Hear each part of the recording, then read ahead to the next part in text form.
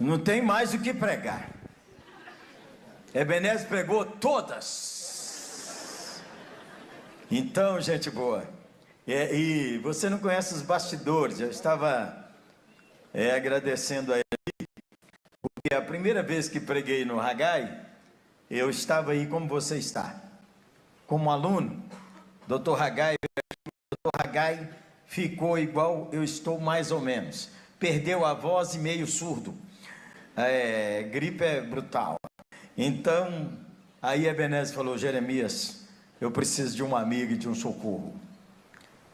E desde então eu quero agradecer muito a Deus pela honra que Ebenezer tem me dado. Esse homem que talvez, se a gente escolher um dos 100 homens que influenciaram esses últimos 40 anos a igreja brasileira, eu com certeza escolheria Ebenezer Bittencourt. Louvado seja nosso Senhor Jesus Cristo. Obrigado, irmão.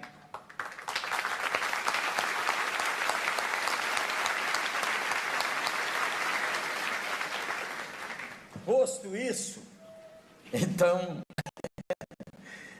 mais bastidores. Pode, Ebenezer? Depois dessa, a curiosidade aguçou. Ebenezer disse assim: não faça apelo de chamar lá na frente, entendeu? Faça apelo para o cara no banco. Eu quero que ele levante dia domingo. Você entendeu ou não? Quem entendeu, vem à frente.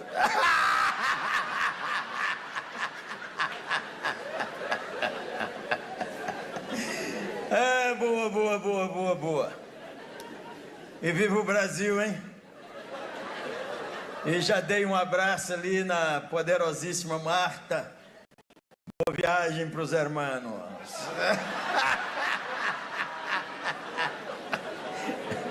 Ô, irmãos, é claro que você não vai dizer assim: mas você está desobedecendo o versículo bíblico, amarás o teu inimigo.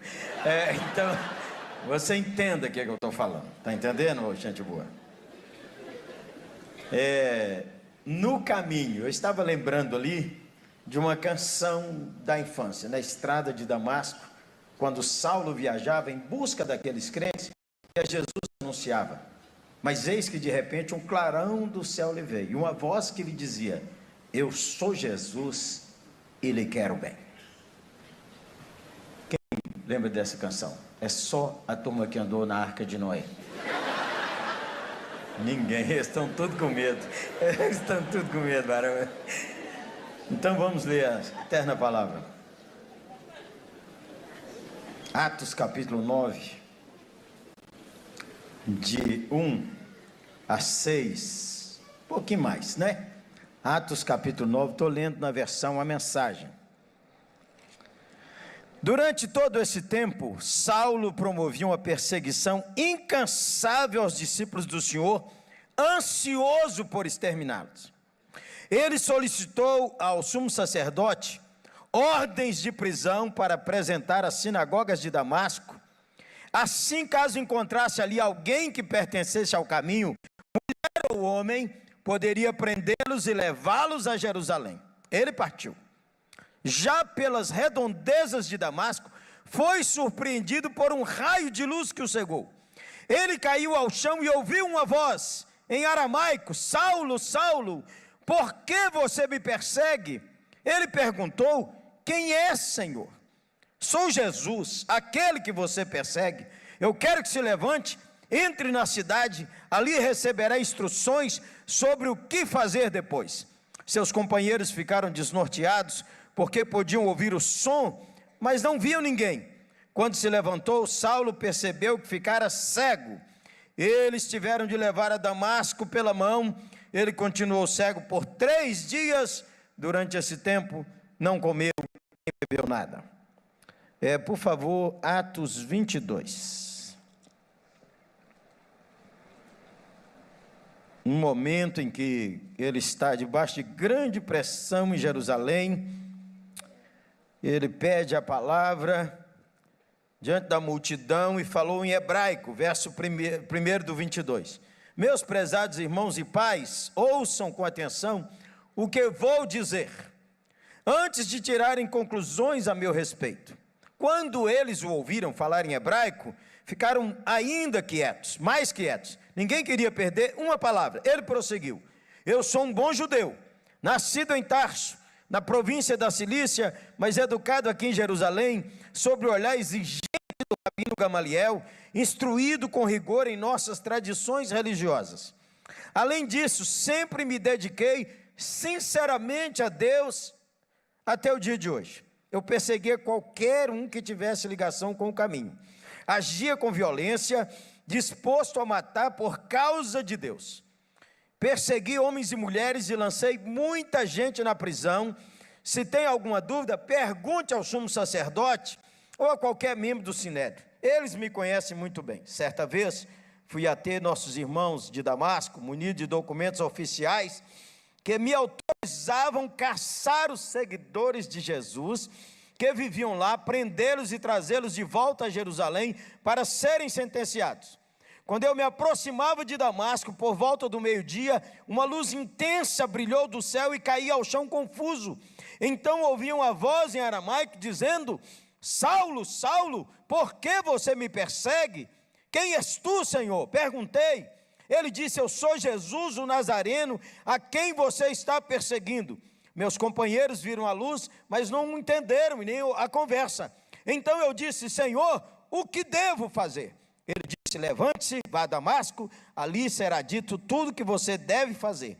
Entramos em Damasco, mas não foi como eu tinha planejado. Eu estava cego e meus companheiros tiveram que me guiar pela mão. Vamos ler ainda Atos 26. Paulo está diante de Agripa e ele então resolve conversar com Agripa sobre esse assunto. Começa no verso de número 1. Paulo pode fazer sua defesa, disse Agripa. Paulo tomou o lugar e começou a falar: não posso pensar em ninguém melhor que tu, rei Agripa, diante de quem eu desejo responder a todas essas acusações dos judeus. Senão o senhor que conhece tão bem os costumes judaicos e as discussões internas. Desde a minha juventude, tenho vivido entre o meu povo em Jerusalém, praticamente todo judeu da cidade me viu crescer. E basta alguém olhar para mim para confirmar. Sabe que eu vivi como fariseu zeloso, nosso grupo religioso mais exigente, e por ter vivido e levado a religião a sério, comprometido de coração e alma, com o que Deus prometeu aos nossos antepassados, a mesma esperança que as 12 tribos têm aguardado noite e dia todos esses séculos, e que tem me apegado essa esperança testada e aprovada, que fui acusado pelos judeus. Eles deveriam estar sendo julgados, não eu. Pela minha vida, não consigo entender porque que crime é esse de acreditar que Deus ressuscita os mortos. Admito que nem sempre tive essa convicção. Por um tempo, pensei que era minha obrigação por opor-me a Jesus de Nazaré com todas as minhas forças. Apoiado pela autoridade dos principais sacerdotes, à torta e à direita, lancei cristãos sem saber que era gente de Deus. Lancei na cadeia de Jerusalém, e sempre que havia uma decisão por voto, eu votava a favor da execução deles. Eu invadia as sinagogas, obrigando-os a blasfemar contra Jesus. Eu era um terror, obcecado em destruir esse povo. Depois comecei a fazer a mesma coisa nas cidades ao redor de Jerusalém. Um dia, no caminho de Damasco, munido de documentos dos principais sacerdotes que me autorizavam a agir, bem na metade do dia, um brilho, uma luz mais brilhante que o sol, veio do céu sobre mim, sobre meus companheiros. Ó rei, o brilho era inacreditável. Todos nós caímos por terra. Então ouvi uma voz em hebraico, dizendo: Saulo, Saulo, por que você está me perseguindo? Porque insiste em ir contra o aguilhão. Eu disse: quem és tu, Senhor? A voz respondeu: eu sou Jesus, aquele que me persegue. Agora levante-se. Tenho uma missão para você. Eu escolhi a dedo para ser meu servo e testemunha do que aconteceu hoje e para onde eu vou lhe mostrar. Eu envio para abrir os olhos do que não me conhece. Eles verão a diferença entre a luz e a escuridão. Poderão escolher a luz. Verão a diferença entre Deus e Satanás. Poderão escolher a Deus. Eu o envio para apresentar minha oferta de perdão de pecados e de um lugar na família da fé. você irá convidá-los a fazer companhia aos que vivem de verdade, porque creem em mim. Amém? Senhor, pedimos graça, objetividade e sabedoria em nome de Jesus. Dr. John Stott disse que no livro de orações da sua denominação há uma frase que diz assim: essa é uma conversão que nós não podemos tirar da memória. Aconteceu no caminho de Damasco o que acontece nos seus caminhos. Pecadores endurecidos contra Deus. Pecadores endurecidos contra Deus. Pecadores que sabem muito sobre Deus e ao mesmo tempo têm um coração duro contra Deus. Aconteceu nos seus caminhos, possivelmente hoje mesmo. Aconteceu nos seus caminhos em vários dias. E como nos disse bem o santo varão Ebenezer, no seu trabalho, no seu casamento, na sua vida, no seu próprio ministério, meu pastor, que está aqui, na sua própria profissão, advogado, juiz, professor. Aconteceu no caminho de Damasco o que quase todo dia acontece com você. Sua religião lhe faz ser duro contra Deus. Sua religião lhe faz desagarrar de Deus. Sua religião pode lhe roubar a intimidade que você gostaria de ter, porque é uma pessoa religiosa. Na estrada de Damasco, nós temos um fariseu. Quando pensa em fariseu, você pensa em coisa boa ou coisa ruim? Hein? Coisa ruim. Então, muda a sua cabeça. Primeiro, nós temos pelo menos 4 fariseus diferenciados, que não é esse cara ruim que você pensa. Você tem um fariseu chamado Nicodemos, gente boa, gente séria, gente importante, com perguntas sérias no seu coração. Você tem um outro fariseu, gente boa, discípulo secreto de Jesus, mas era homem de substância, José de Arimateia, que comprou o sepulcro para Nosso Senhor. Você tem outro fariseu, substância, que é o Gamaliel, o mentor do Substância 1 aqui, e você tem ele mesmo. Então, outra coisa que você, possivelmente eu, não temos na memória, o movimento dos fariseus foi um movimento de avivamento. 300 anos antes de Cristo. Está lembrando da estátua de Nabucodonosor? Cabeça de ouro, ombros de prata, ventre de bronze, pernas de ferro, pés de ferro e barro. Lembra disso? Ele diz que são... E aí a pedra que foi cortada sem mãos humanas. E que ela derrubou a estátua e aí progrediu. E se tornou um reino que tomou conta do mundo. Ei, brasileiro, você para de falar mal do Brasil, para de xingar o Brasil, para de encher nossa paciência com esse dedo seu cheio de ódio falando mal do Brasil. Se você não gosta do Brasil, tchau, boa viagem, vai para onde você quiser. Mas se você estiver aqui, glorifique a Deus, porque aqui é que Deus está abençoando sua vida, é aqui que Deus está abençoando sua família, é aqui que Deus faz seus filhos estudarem, e é aqui que você come e bebe pra caramba. O farisaísmo, então Nabucodonosor caiu, cabeça de ouro, metros e peças caíram, braço de bronze. O que nos interessa é a barriga de bronze, que é gregos. Alexandre o Grande, 3 ideias maravilhosas Alexandre tinha. Em todo lugar ele levava uma biblioteca, em todo lugar ele impunha a língua grega. Louvado seja Deus por Alexandre, que uma substância. E em todo lugar ele colocava o panteão dos ídolos gregos. E Alexandre criou um lugar que nos interessa de vez em quando. Jesus atravessou um lago para libertar um homem que ainda hoje nós rotulamos ele de gadareno. É ex-gadareno. 6.000 demônios, liberto, foi atrás de Nosso Senhor e disse: eu quero ir com o Senhor. Jesus falou assim: vai para os teus e conta-lhes o que eu te fiz. E a Bíblia diz que ele, começando, percorreu Decápolis. Damasco estava entre as 10 cidades. Lá, Alexandre estabeleceu a influência sobre a Palestina. O Deus de Abraão, de Isaac e de Jacó foi abandonado. A Torá foi abandonada, a mistura, um abandono total dos caminhos do Senhor. É nesse tempo aí que surgem os macabeus, mas nesse tempo levanta um grupo chamado os piedosos. Os piedosos, que foi transferido para fariseus. 37 vezes eles encontram com Jesus e é só confusão. Por quê? O movimento vira monumento. Aquilo que trouxe vida, se ele não for renovado e reinventado, ele ossifica. Por isso que você precisa de tomar decisões para Deus na sua caminhada de fé.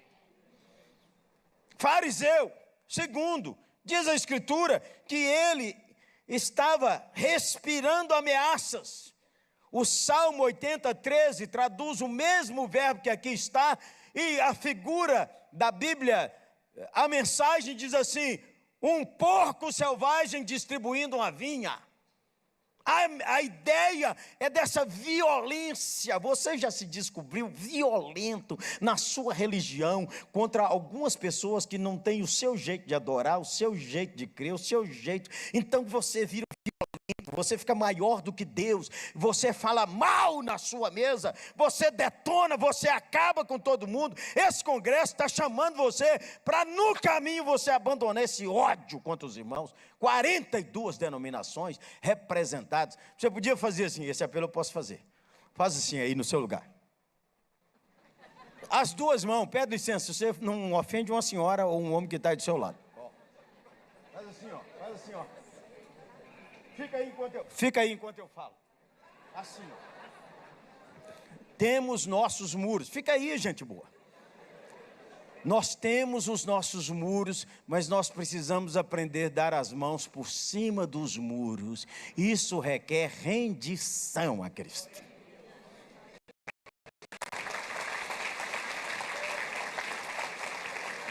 No caminho de Damasco, ele pede cartas ao sumo sacerdote, e a gente não entende como é que o sumo sacerdote manda lá. A ideia é o seguinte: os romanos dominam a política.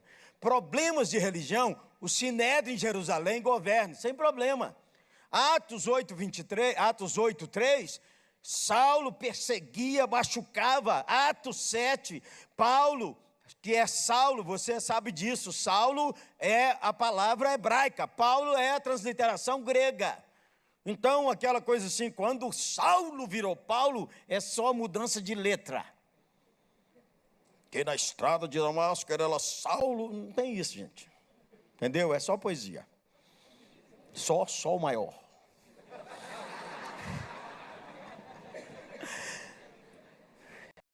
Porque não existia separação ainda entre os seguidores de Cristo, eles não reuniam separados, e os judeus.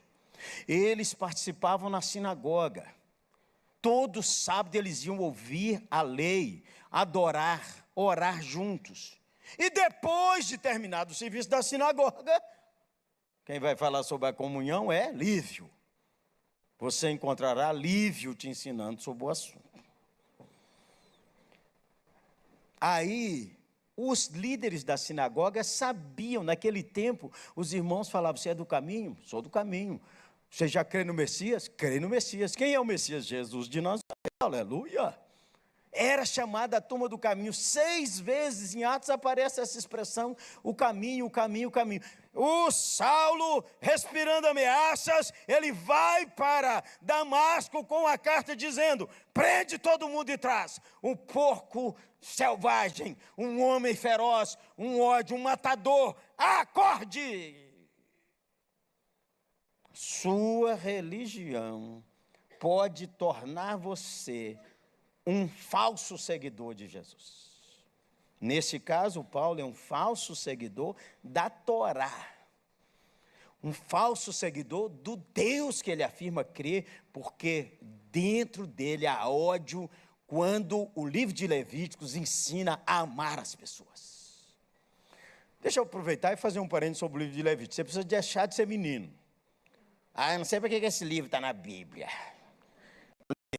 Demais. Aquilo ali, gente, é sobre civilidade, cidadania, como é que a pureza envolve a vida, como é que a fé envolve a vida. Você deixa de ser menino e aprende a ler Levítico. E também não fica lendo Crônicas, dizendo esses nomes tudo bobo aqui, ó. A palavra de Deus não tem nada bobo, é você que não está entendendo. Joia? Vamos melhorar, tá bom? Aconteceu no caminho de Damasco. Aconteceu no caminho de Damasco essa violência. Damasco está, naqueles dias, hoje deve ter encurtado a distância. Os historiadores dizem que era 240 quilômetros. 240 quilômetros.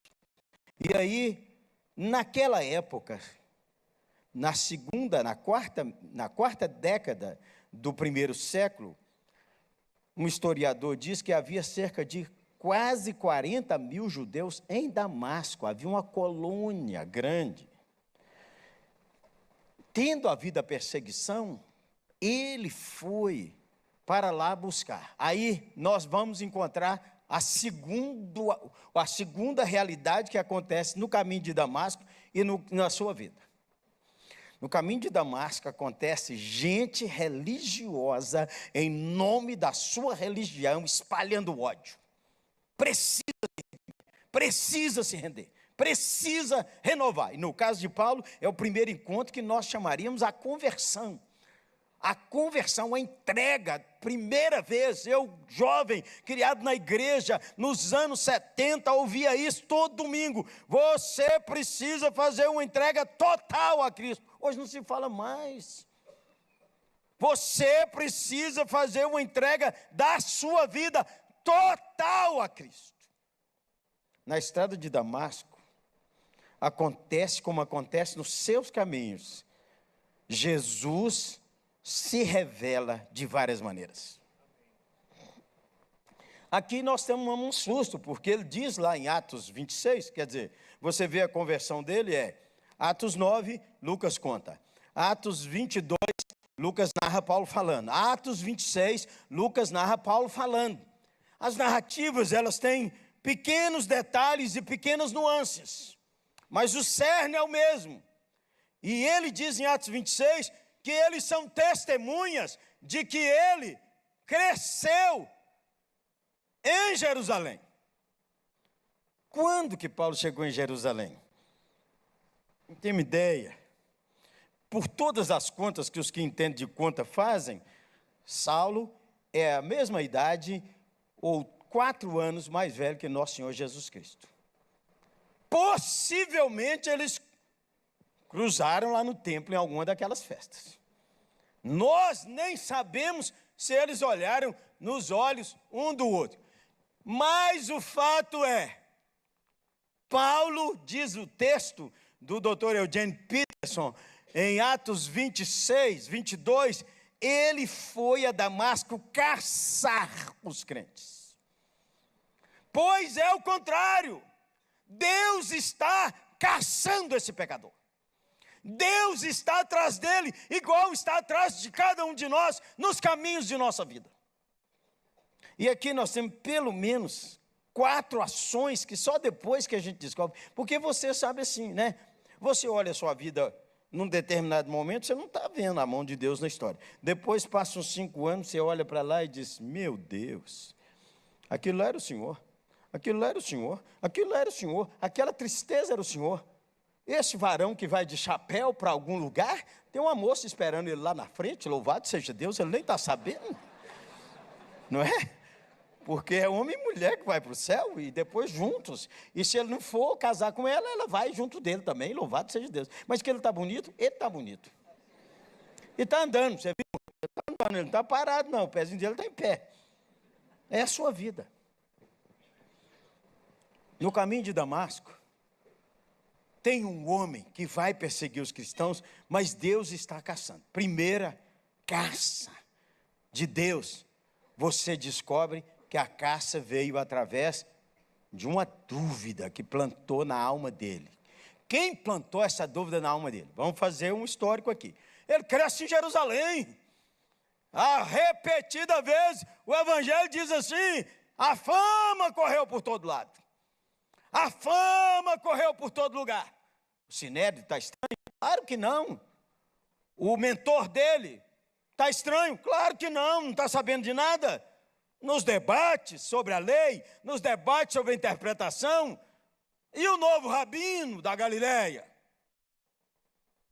Nicodemos é do Sinédrio? José de Arimateia? Possivelmente do Sinédrio? Segunda coisa, a dúvida plantada, porque em Atos você vê que a reação contra ele contra os discípulos, os principais sacerdotes, assim: vocês encheram Jerusalém dessa doutrina que Jesus Cristo ressuscitou. Não se fala outra coisa em Jerusalém. Saulo está lá, Deus está conspirando a favor dele. Mesmo assim, lá vai ele. Segunda maneira que Deus está caçando Saulo, a morte de Estevão. Quem é que morre desse jeito?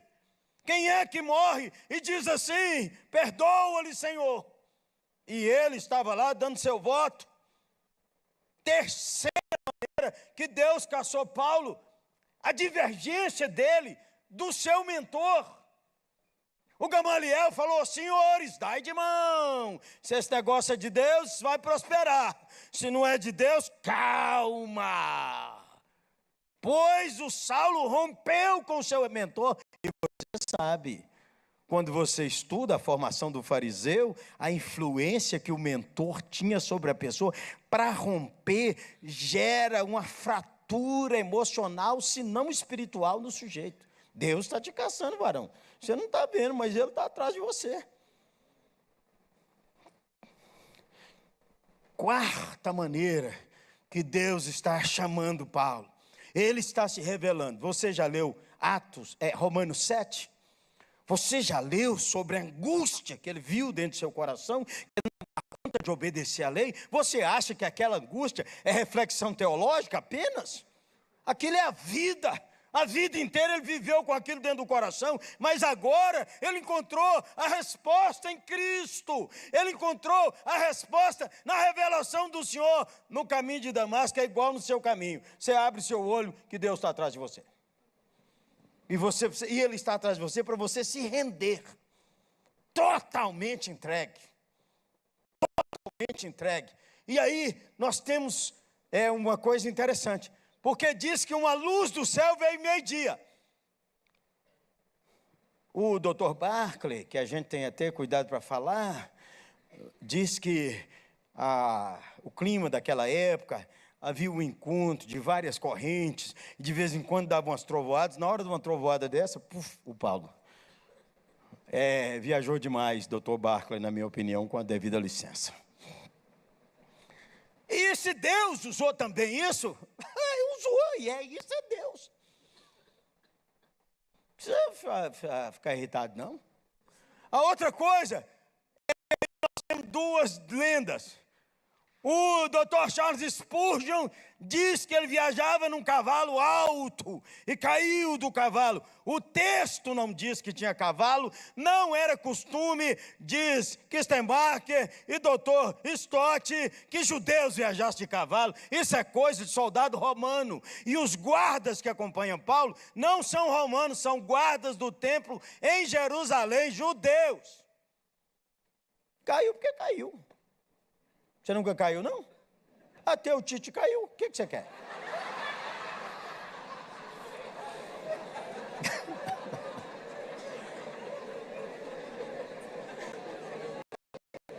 Todo mundo cai, gente boa. Mas essa queda aqui é diferente. Essa queda aqui ainda tem um detalhe da revelação de Deus, linda, que emociona a gente. Diz que uma voz falou a ele em aramaico: Saulo, Saulo, por que tu me persegues? Estou falando alto? É porque eu estava com o ouvido tapado, menina, abriu meu ouvido. Eu falei com ela, o tom tá bom, porque eu estou meio surdo, agora fez assim. Milagre, louvado seja nosso Senhor Jesus Cristo. Estou ouvindo que isso é uma beleza? Saulo, você já olhou essa expressão na Bíblia? Toda vez que Deus fala o nome da pessoa 2 vezes, Deus está se revelando a ela de uma maneira diferente. Abraão, Deus fala com Abraão. Deus está dizendo, eu sei que você me ama. Abraão, eu sou Deus da aliança, fica comigo, eu vou trazer o Cordeiro de Deus que tira o pecado do mundo. Deus fala com Jacó. Jacó passou quase 20 anos sem fazer um altar ao Senhor, desde que, mais de 20, José foi embora com 17 anos, José assumiu o Egito com 30 anos, já são 13 anos, José passou os 7 anos da prosperidade, já são mais 7, então vai fazendo as contas, e vem o primeiro ano da fome, e aí vem o segundo ano da fome, quando os filhos voltam e diz para o pai, José vive, e você que estuda a Bíblia com atenção, descobre que depois desse período inteiro, Jacó tem uma amargura no coração, nunca mais fez um altar. Quando ele sabe que José vive, a palavra de Deus diz que Jacó vai e faz um altar ao Senhor, e Deus lhe diz, Jacó, não temas ir para o Egito. Um moço que foi formado lá no Egito, PhD em artes, em toda qualquer ciência do Egito, e o James Bond daquela época, preparado para matar Moisés. Mata e não sente estresse. Matou, enterrou o cara. Quando você escuta isso hoje, assim, meu Deus do céu, esse cara não tem alma. James Bond, Moisés. Aparece na sarça e o Senhor fala com ele, Moisés, uma maneira nova de Deus revelar. E um menino foi levado, porque sua mãe resolveu consagrá-lo. Ele está lá com Eli no templo, e numa noite ele escuta, Samuel, Deus está revelando uma coisa inédita para você. Vou pular intencionalmente a cronologia, porque quando ele foi tentado, quando ele estava lá se mostrando o maior de todos, nosso Senhor disse a ele, Simão, sou seu intercessor. Quarto, ou sexto, um dia uma moça está lá afobada, fazendo comida, e o Senhor disse a ela assim, Marta, muita gente acha que Jesus só discipulou Maria, você está por fora. Quando Jesus falou, Marta, toda vez que Deus repete 2 vezes, Ele está revelando de uma maneira linda a pessoa. E agora Ele fala, Saulo, na sua vida, como na estrada de Damasco, Deus está revelando a você seu amor, seu cuidado, seu chamado, dizendo para você, venha, renda-se. Na estrada de Damasco, encontramos pecadores, fugindo de Deus, resistindo a Deus, e você pode ser um deles. Você vem no Hagai, mas você não tem igreja, você não rendeu a Cristo, você não se batiza porque é soberbo, diz assim, eu não vou me submeter a gente humana, agora lá no Hagai eu estou por conta. Na estrada de Damasco, aconteceu o que acontece na sua vida. Deus é o Deus que se revela. O Evangelho não se entende pela inteligência, o Evangelho não se entende sem que Deus revele. Isso é uma obra espiritocêntrica, isso é uma obra da graça de Deus. Nós chamamos isso no popular, Deus tem que tocar. Se Deus não tocar, o cara não vem. E nós temos até um hino, tocou-me, Ré menor.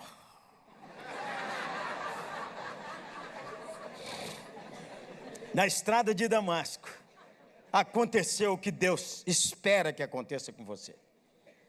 Na estrada de Damasco, há um homem que se rende. Na estrada de Damasco, há um destemido odioso que se rende. Quando fala o nome dele, ele faz uma pergunta. Aliás, ele faz duas perguntas, de acordo com o paralelo dos textos. Ele diz: quem és tu, Senhor?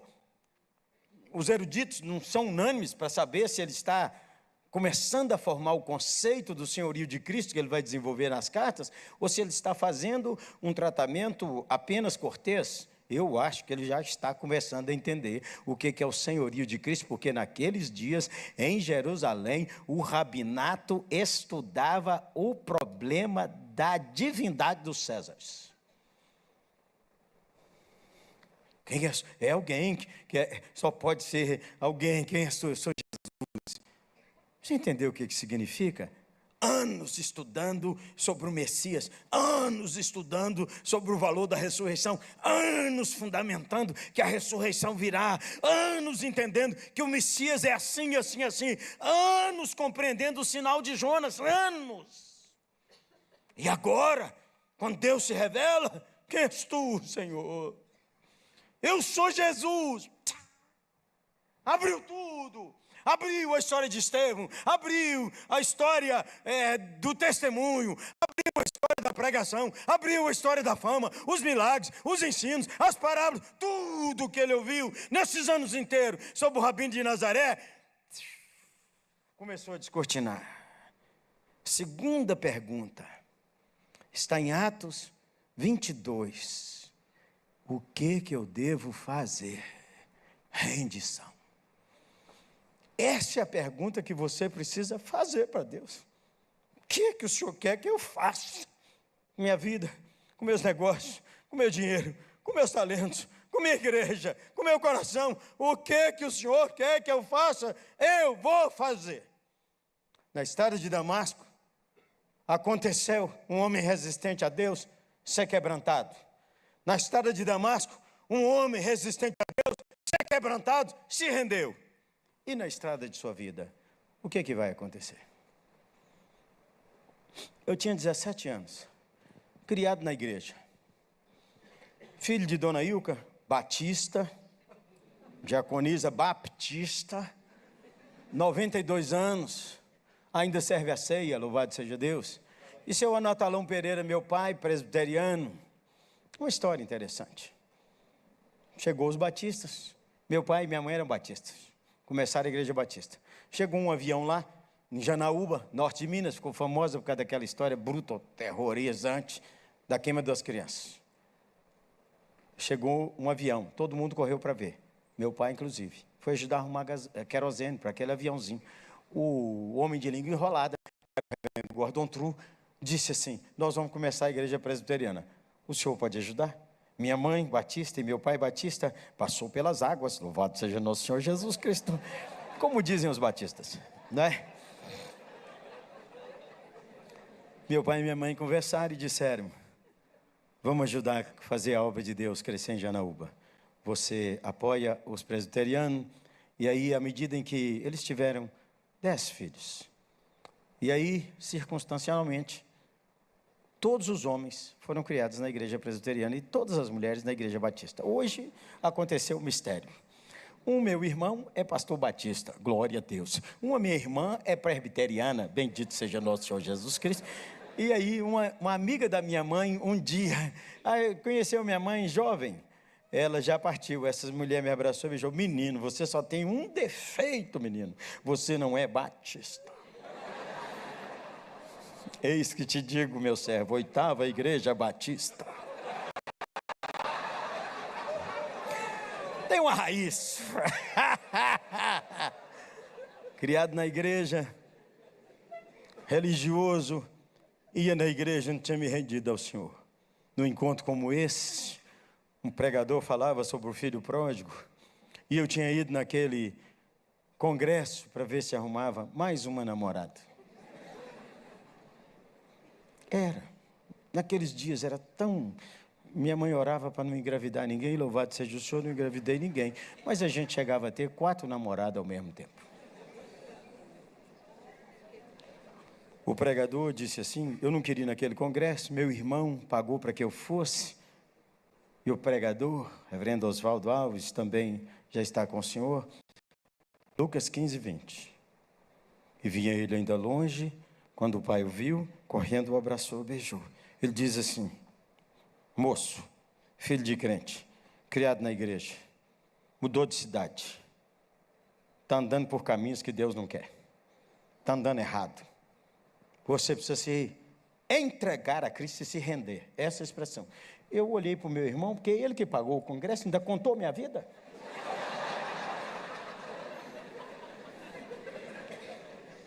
Naquele dia, o pastor Ebenezer deve ter mandado um aviso lá para mim naquela época, ele nem me conhecia. Não vá à frente. O pregador fez um apelo para que fosse à frente. Muitos foram, mas eu não fui. Morava num quarto de pensão. Só eu e o Senhor. Nos caminhos de BH. Me ajoelhei e me rendi.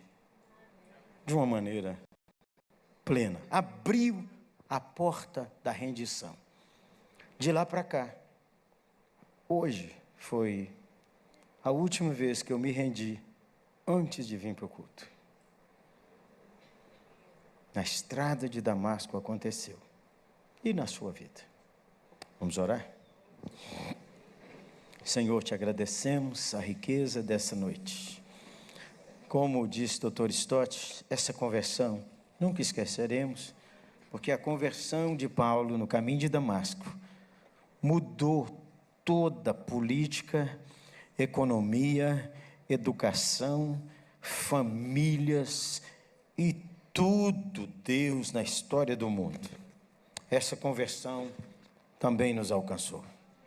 E é por causa da graça do Senhor que atingiu Paulo. E porque ele disse sim ao Senhor, permite que agora mesmo muita gente esteja dizendo: sim, Senhor, que queres que eu faça?